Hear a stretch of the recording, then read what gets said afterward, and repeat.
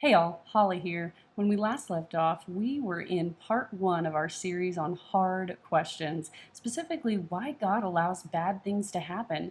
And while we still get into that topic a little more in part two, we also dive into some other really hard questions that we all face. So, let's talk about it.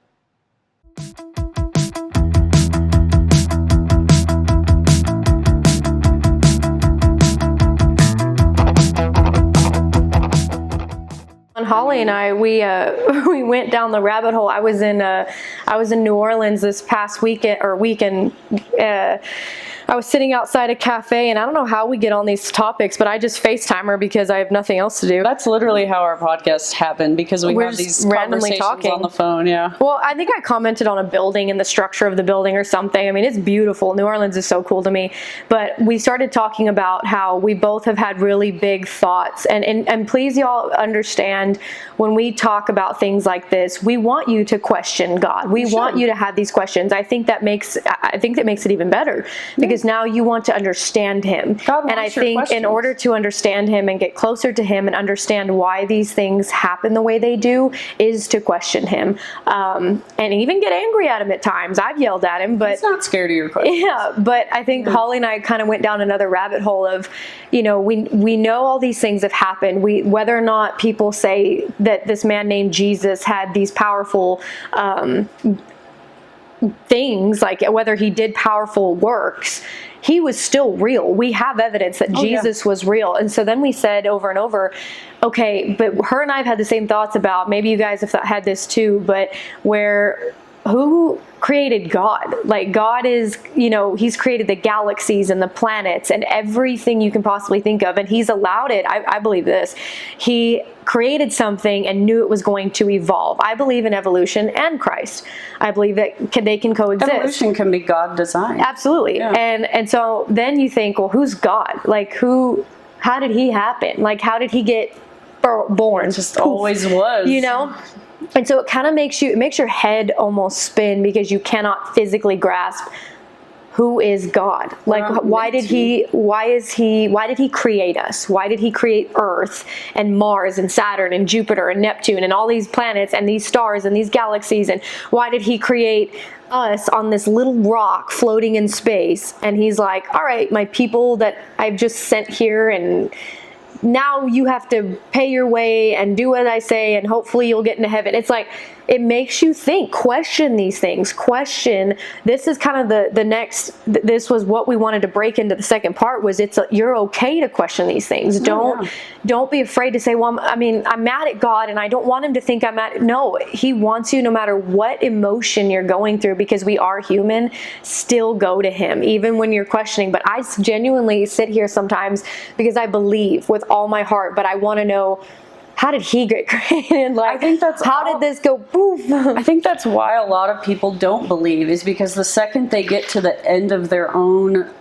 limits mentally, and they get to their limit of what they can grasp and what they can understand, it's almost painful to be there and to just go from there into straight faith, because that's all you've got, and that is scary and painful. So most people get to that point and go, well, I'm just not going to believe, because that's too hard. I have to, like, people want a reason for everything, which we live in a world where people can't just believe because it's something that is so soul felt, and it's something that you don't need to have explained. But we live in a world where Google is available. Everything's explained. And everything has to have a reason. Everything is either black and white, or there's shades of gray, or it's just so overwhelming. And I think one of the biggest things that would help anybody on their journey, especially me included, was reading my Bible. Reading the scripture and trying to understand these literal stories of different people in the Bible, and the different families He used, and the different people that He brought together. All of it is kind of similar to probably what each of you go through and what each of our lives, but it's still His plan. We're not meant to know these things. It's not for us to think about. We couldn't handle it. We could not handle it. Even sitting outside that shop in New Orleans, I was like, okay, now I'm pissed, because now I can't stop thinking about it. And now I'm sitting here contemplating and wanting to know, okay, is God just this, like, poof thing. Like he just poofed into the world and he's like, all right, I'm going to make this and I'm going to make this and I'm going to make this and it's going to work. And it's like, but why? The only thing we really have is his word. I mean, and it says in Genesis, I'm going to butcher the verse. Y'all hang with me. I'm just paraphrasing here. It basically says that in the beginning there was God. Like, he just was. And that's all we're really given. And I mean, we're given a little bit more here and there. Like, I think when he was talking to Moses at the burning bush, he said, I am that I am. I'm just God. Like, I am, I was, I always will be. And it's hard for us, because we're such finite beings and we have an expiration date, it's hard to imagine something that doesn't have that. Like, that's just always existed and always will exist. Like, and it can be scary. I think a lot of people that are afraid of death or afraid of dying, it's not necessarily that they're afraid of that. They're afraid of what's to come after. And they start to question if there is an after. And I think that's beautiful, though, when you start to question that and you start to get into is there really, what really happens? I don't want it to just go black. I don't want it to just go dark. Well, that's where it might. I don't know. I mean, we're operating on faith here, y'all. Like but it's like, we could be wrong. There's no way. I mean, even all of these philosophers and these theologians that have dedicated their life to studying the Bible, and they have traveled to the Holy Land, they've traveled all over to research this. They even have said that there's no possible way that all of these books in the Bibles at different decades, different times could have. There's no way that somehow they would have talked. This isn't TikTok. This isn't Facebook. They didn't have that social media, and everything still was the same. So there was a Jesus. There was a powerful being that changed people's lives, and he came and did things. And that's a good point, because a lot of people are saying, well, you're saying that your proof is the Bible. How do you know the Bible's legit? And that's kind of what you're talking about is just... And granted, y'all, we could get into this for days, but there's just, if you look at just the Gospels, Matthew, Mark, Luke, and John, of the accounts of Jesus's life, it's all the same story from different viewpoints. And there's no way that they all could have lined up and been so exact, but at the same time have their own uniqueness to them. It's literally 4 different eyewitness testimonies of this man who lived. And if you don't believe the Bible, there are ancient Roman and Hebrew texts that prove his existence. The Romans were the ones that killed him. Why would they lie about it? Yeah. Well, they found the tomb where he was buried, and I don't know how true this is, so this isn't something that y'all keep me accountable for. But there was something I saw, and I started to dig into it again. I don't know if it's real, but they found his tomb, and they were able to kind of do some research and look into it and pick up scrapings of stuff, but they found some stains, some red stains that they're assuming was blood. So they scraped it up, took it back to their lab, and they were trying to put it under some testing. And with like normal human blood, once you die, I cannot remember the anatomy behind it, but it's essentially inactive. There's nothing that's going to react to it.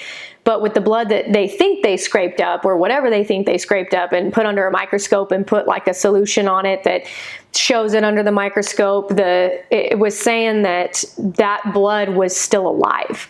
And it was still active, and it was like they'd never seen it before. So of course that's not going to be super popular in the news, because this isn't the stupid Kardashians and the stupid ass Taylor Swift, but it's like we're not Swifties here. No, get out of here with that junk. But it's just been canceled. It's so, I don't give a flip. Like, are you kidding me?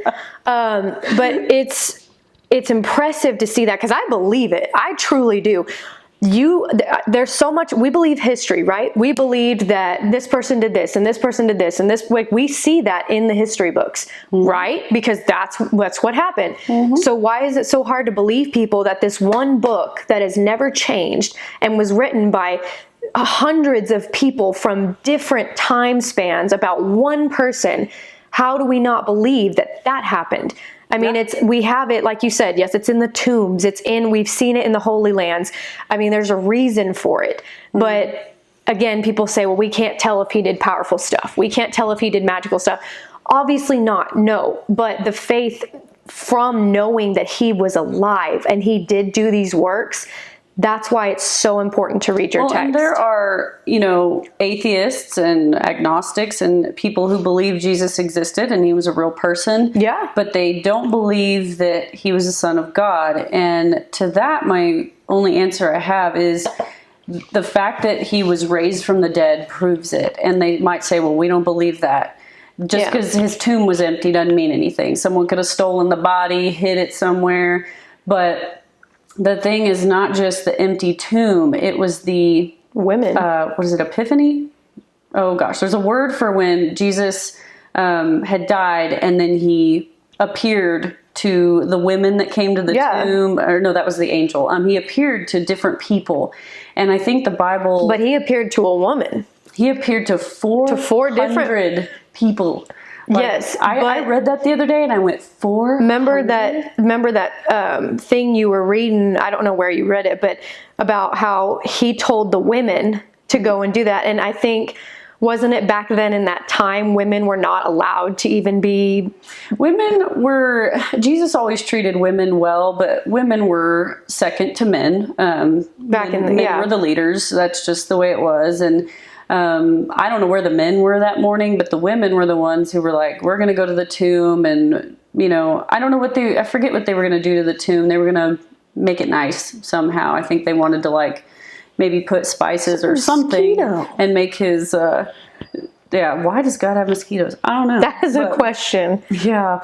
But yeah, they went but it was, there was so many people that Jesus appeared to. He even had lunch with some of them before they even realized it was him. And I think I was reading something where it said, if you look at all of it, theologians and historians have figured out that about 400 people saw him after he died and the tomb was empty. 400 eyewitnesses. Well, why would Romans lie again about the women thing, though? The Romans even put that into their I essentially call them notes, but I know it's not. It's their documentation. They're historical texts. But I mean, Romans put that in there, and they were hateful to women. They treated them like dirt. So it's why would they put that in there if it didn't really happen? That was a second hand to men. So it's almost like people risked their lives and they would die to prove what they saw, or to acknowledge that what they saw, Jesus, was real, and they died because of it. People actually put their life on the line to prove that he was real. So even if you have doubts about, whether he does magical things or whatever I've heard, it's more so about, not necessarily does he have magical powers and he's all-knowing, all-powerful. Yes, he is, but he has the power to change your life and to change it into something that you have yet to even understand or grasp. And you have to be willing to repent and to sacrifice some things in your life in order to see that higher being and that higher calling. And I think it just starts with, it truly starts with digging into the word. Yeah, even myself included, it didn't make sense. And if a lot of what we talked about still isn't enough, think about the people after his death that, Peter, one of his disciples, who was one of the main leaders of the Christian church after Jesus died. All these people that went out to spread the word even after he died. So many people knew that doing that meant death. It meant not just death, but torture. It meant horrendous things would happen to them if they did this. Why would you be willing to go through that for a lie? That just doesn't make any sense. Why would you risk your life, your family's life, go through unspeakable tortures for something that didn't happen or for something that wasn't true? Think about the love they had for him. Because can you imagine if you have some of the most amazing people in your life, people you never thought would ever, let's just say people in your life that you trust more than anything. Imagine God came to you and spoke to you and you went and told these people and they didn't believe you. They called you crazy. They wanted to cut you off, all the things. Would you still have faith? Would you still put Christ first? Even if you lost everything in your life, is Jesus still enough? And I think if you can't answer that, or your answer is no, he's still not enough, then you still have a lot of things that you are not, you have not convicted yet. Well, and again, Peter, Simon was his former name, Peter, the guy who was the leader of the church after Jesus died. When Jesus was still alive, he denied knowing Jesus 3 times And when then the Roman Judas. soldiers came to get him. Like, he literally walked and lived with Jesus all the years of his ministry, all the time he was on the earth performing miracles. He literally saw it happen, and he sat with Jesus, ate with Jesus. He had all the proof in the world, and he still denied knowing him. Like, that's crazy. That is just like human weakness at its finest. But God knew he was going to do that. Yeah, Jesus told him, one of you will deny me. And, Peter, of course, was like, oh, not me. Well, yeah, it was absolutely Well, him. and then Judas too. It's like, I think God not allows, I hate that word, but Yeah, that word sucks. things like that have to happen because Peter needed to see what would happen when he lost his faith, when he lost sight of God. Look what happened. He was so aggrieved by it that when he was captured and sent to be tortured and killed, he personally requested to be crucified upside down because he did not feel worthy to be crucified in the same way Christ was. Like, that's how aggrieved he was at denying Christ. And I don't really have a point with that other than to be like, man. But he still took something that he knew bad was going to happen, or what Peter was going to do, which was bad, and he still used it in this text and in the biblical text to show people, if you deny me in front of other people, if you deny me or you don't share or you don't acknowledge me in front of other people, I will deny you before the foot of Yeah, God. now luckily, Peter repented and turned it around. So there is Another sign. Yeah, so even Another though something thing. bad happens, like, you Yeah. can still turn it around. Like, that's why Jesus died. Now there's Judas who didn't turn it around. No. He committed suicide and did not turn it around. So you can go one of two ways. That's just. But even that was suicide. Same thing. Yeah. Why did God allow them to kill themselves? I've had that asked me too. God didn't allow that. That's a free will. That's free choice. will. But only God knows the demons they were fighting in their brain. Only God knows the addiction. Only God knows the struggle that person was going through. And I believe, maybe this is just me talking out of text, and Lazy theology. Lacy theology is, I believe that when people kill themselves, I know biblically it says you're not allowed to do that, and it's not against it, or it's against the rules and all the things. But with how amazing Christ is and how forgiving Jesus is, if they know how in pain somebody is and how unfortunately they decide they don't want to be here anymore, which I really hope that doesn't happen to anybody. But for people that are in so much pain and they unfortunately take their own lives, I truly believe they still get to heaven. Depends on what they did, right? Because if you shot up a school and then you took your own life, we pretty much know kind of what's going on and where you're going. Maybe. But see, even that, we don't know. Don't know, yeah. But if somebody who was struggling with mental health or anxiety or depression or something that they just could not wrestle with, and they thought it would be a better idea to do that, which it's not. But if they did, I truly think God has a type of mercy for those type of people. Hot take, and maybe not. Maybe this is Holly theology. This is just something. Yeah, this is just me and my opinion at this point. We are not, do not take this to the bank, y'all. But this is just Holly theology. I sometimes think that we know we're all gonna, face God's judgment one day. He knows everything we've ever done.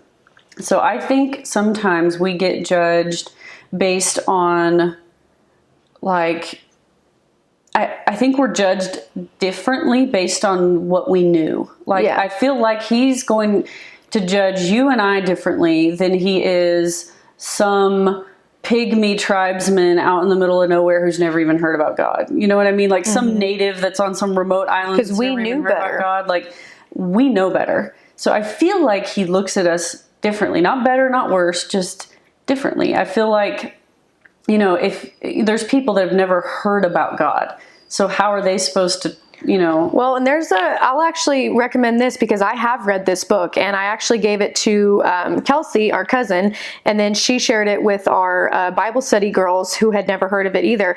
It's a book I bought years ago. It's called Imagine Heaven by John Burke. I bought this a long time ago. I don't know if they can see it. If you are on YouTube, I am showing the I'll probably insert a computer photo screen. of it. Okay, yeah, anyway. I've read that. I've had Dad read it. And if some people are saying, okay, well, I still need proof. I still need proof. One, your faith isn't strong enough. But it's a story about near-death experiences, God's promises, and honestly, some stories about hell.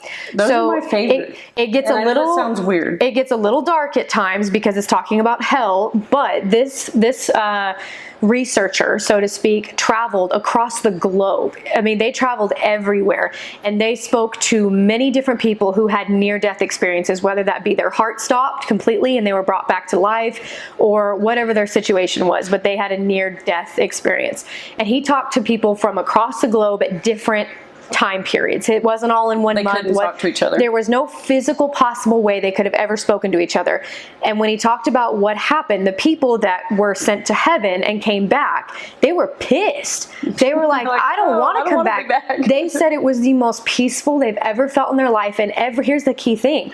Every single one of them across the globe who did not interact with each other, they all described heaven exactly the same. They described Jesus exactly the same. They described seeing their loved ones exactly the same. It's wild. But then the chapter that talks about hell, It's fascinating. he went across the globe, same thing, near-death experiences. But for the people that said they were sent to hell, they all described hell exactly the same. They said it was the darkest they've ever felt darkness. They said it was cold.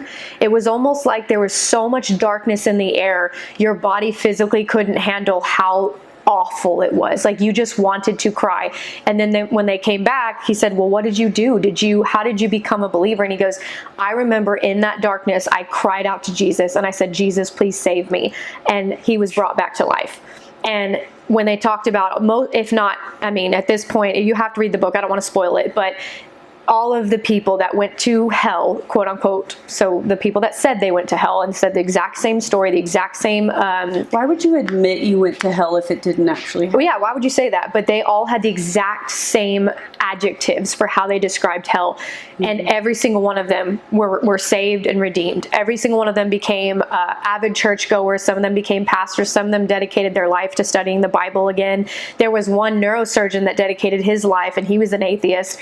And I'm sitting here going, if you still need proof, or you still are like a science brain, kind of like me, Imagine Heaven is a great book, and I highly recommend it. And it's interesting you bring that up because we were talking about people that, maybe commit suicide, or they don't know God, or, is there a last ditch Hail Mary effort to save them? Absolutely. And I think that book talked about it, that there was someone who was in hell and they recall seeing Jesus coming towards them and begging them to come to him. Like, he will meet you at the last moment, at the last second. He's never going to give up on you. Because especially that movie Logan showed us, where that guy in jail was possessed. Nefarious. Nefarious. He was possessed. I truly believe that poor human that he possessed, he didn't ask for that. He was always saying, I'm sorry, this wasn't me. Like, you'll have to watch that movie too. But the human body of him was begging for help. And he was like, this isn't me. This is the devil. And then the devil would come back into him and be like, oh, okay, I'm taking over. But it's like, I think God knew that he obviously couldn't do that, but that human body did not cry out for Jesus. He didn't cry out. And then that gentleman, was he a pastor or was he He was a psychiatrist. The psychiatrist, when he finally got hit with the devil and he was doing that stuff at the end, I'm not going to spoil it, but when he was starting to do that stuff at the end and he cried out to Jesus and Jesus immediately saved him, that's all it takes. It's a free will choice. Like, he's like begging us to choose him. Yeah. And I mean, but he's not going to force it. No. Even if you're... Who would want that? Even if you're literally in hell at the end of the line, he's still not going to force you. It's free choice. It's such a beautiful thing, though, that he allowed us to have free will. That he did allow. And I think that's beautiful because we get to choose to have a relationship with him that's genuine and real. It's not forced. And how cool is that? Definitely that book, Imagine Heaven, and the movie Nefarious, because I think, one, he was a brilliant actor. Y'all have to go watch that. But I think he brings a really cool perspective on, even though the devil was literally telling this man everything that he already knew, and the devil was right in front of him saying, this is what you've done. I know your family. I know you're this. I know you're that. And he was still not believing, and he still wasn't listening to him. And he finally came to Christ at the last second when he was about to do that thing. I'm not trying to spoil it, but... Yeah. that to me is like, whether or not you believe that it's a movie, whether or not you believe that book was not fiction. That book, Imagine Heaven, was... Some would say it is. Some would say it is, but that gentleman dedicated a majority of his life to interview people that had near-death experiences. And people say, oh, well, they could have been lying. Sure, they absolutely could have been lying, but how do you explain over 100 people across the world lying about the exact same thing? Like, and they don't know each other. They did not know each other, and they didn't know that this was going to be a thing. And in that one chapter where he discusses hell, it was almost like reading that chapter made me have goosebumps, because I was like, I don't want to end up there. That sounds absolutely awful. Yeah. But again, free will, it's a choice. Granted, I don't know why the painful things happen, but I do believe that good things come from that. I do believe that. Yeah. And I mean, like I said, you know, kind of at the start of this whole discussion, like, you have to start, if you're trying to understand why God does what he does, start with understanding who he is. Dig through the Bible and look for the evidence where it shows who God is. And he is holy. In fact, the Bible says he is holy, holy, holy. It says it 3 times, which in Hebrew, saying it twice was a big deal. So to say it 3 times is an inconceivable, massive deal, and they only ever say it in reference to God. Holy, holy, holy. Like, the emphasis of that word was huge. And so that means that God can't sin, that God is just, and to be just, to have justice, that means some harsh punishment. That means some bad things. Think about Well, you justice. can't just sin and nothing happens. Yeah, something has to happen. Then we wouldn't know to repent. We wouldn't know that leaves us empty. That leaves us feeling like shit, essentially. But that is why God sent Christ, because, and hang with me here, I hope I explain this well, but if God is truly holy, then that means he's truly just, which means justice can be harsh. It's not always pleasant. So in order for God to remain holy and to remain just, he had to find a way. He was trying to find a way to save his people from his own wrath, because he was trying to figure out, okay, I can't just let them off. I can't just let sin go. So how do I save them from themselves? And his answer to that was, my son. I'm going to send my son to die for them, because in that way, all the justice and vengeance that I would have to dish out on my people, I'm putting it all on my son. He's going to die and it will be ended. It is finished, is what he said. It's done. Like, in that moment, he took all of it, all the justice he would ever have and wrath that we deserve. He put it on Jesus, and Jesus paid it. Because he loved us so much. And I don't think people understand when they say, well, why does Jesus love us? He loves us so much the way you love your daughter so much. It's unexplainable.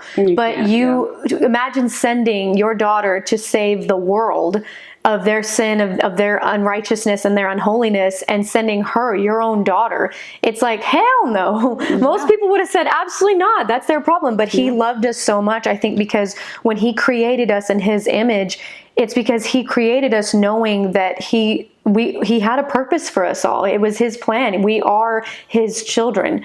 And just as much as Jesus was in his own way. But a lot of people tend to get that kind of twisted a little bit when they're like, well, why did he do this or why did he do that? Question it, please. It's mind-blowing to think about. Like I said, he knew we're sinful creatures, that we are flawed from the very get-go, and that in order to remain a just, holy God, he would have to address our sin. And he loves us so much, he didn't want to have to do it in the way that he knew he'd have to. So he's like, you know what? We need a perfect sacrifice to pay for all of it, because he wanted us with him. He doesn't want to have to dish out what we truly deserve. So Jesus paid for it. So, I mean, that's huge. When you think about what Jesus did for us, he took everything we actually deserved and took it upon himself. That's just, mind-blowing. It's wild. And y'all, we have danced around some of the hardest questions Christians and people in general face, and we've kind of just scratched the surface on each of them.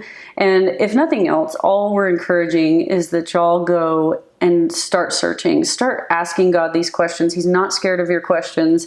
He wants you to talk to him. He wants you to look through his word and ask the hard questions. I mean, he knows we're intelligent thinking beings. He knows we're going to think about this stuff. It's not a bad thing, and you're not, going against your faith to have questions.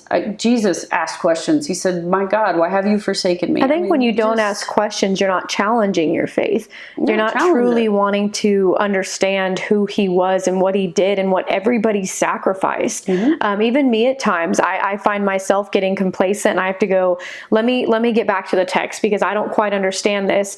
And it's hard. People that have dedicated their life to being preachers or disciples or studying the word for their entire life, they still don't have answers. No. But it's something that if we had all the answers, then we wouldn't search. We wouldn't know to go to him. We wouldn't care to go to him. And I think that's also why he sometimes left things unclear, because it's not for us to know, but it's for us to have faith. I just want to encourage people, because I used to think back in the day that, if I questioned God's existence at all, that meant I was a horrible Christian and I didn't have faith. That is not true, y'all.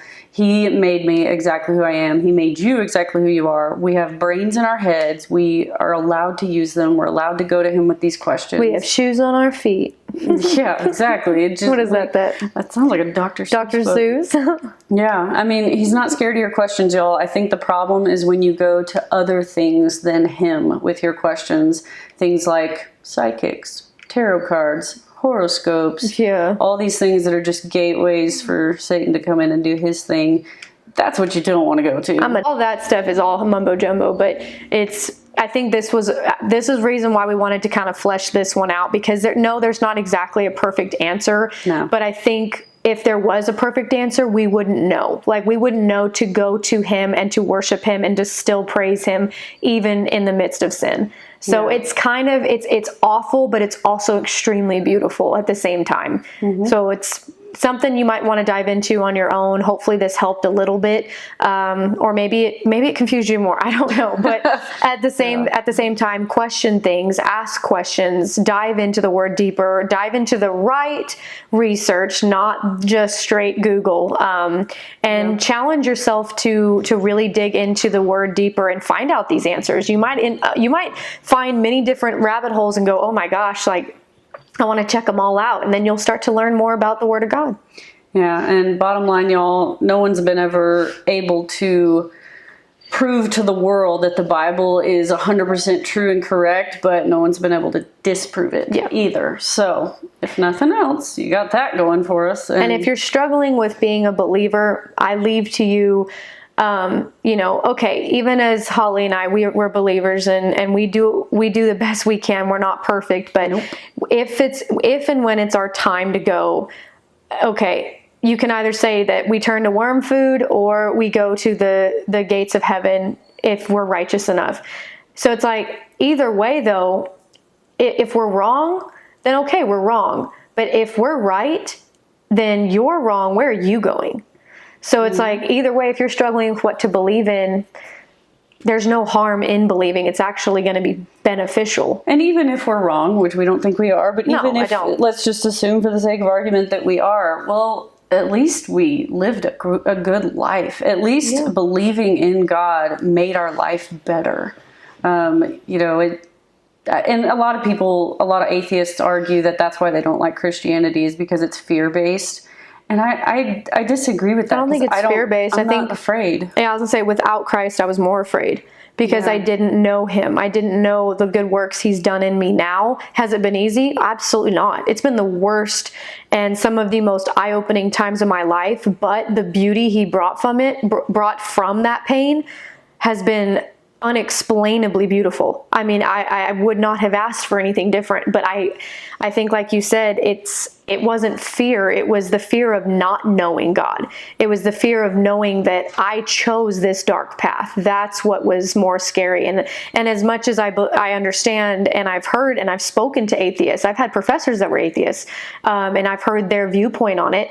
I do see where they're coming from, but there's nothing they say that could ever make me go, oh, you're right. I love talking to atheists, though. They challenge me. Oh, they do. I still 100% talk to that one professor of mine. I mean, he's brilliant, and brilliant to a whole nother level, but I think sometimes that hinders them a bit in being able to understand and believe that something like God or something in this world could have happened that is truly unexplainable by science. For sure. I mean, and at the end of the day, y'all, the best evidence you're going to have that God is real is in your own life. And I think we all have different stories. And in the good works of others. Yeah, just you can, like Lacey said, sometimes when you're intelligent and you're smart and you're looking at all these things, sometimes that's almost a hindrance because you're just looking Too much into it. Yeah, you're not operating enough on belief and on faith, and that can make it harder. But you know, like I said, like we've said a million times, like God's not scared of your questions. He wants you to search. He wants you to seek him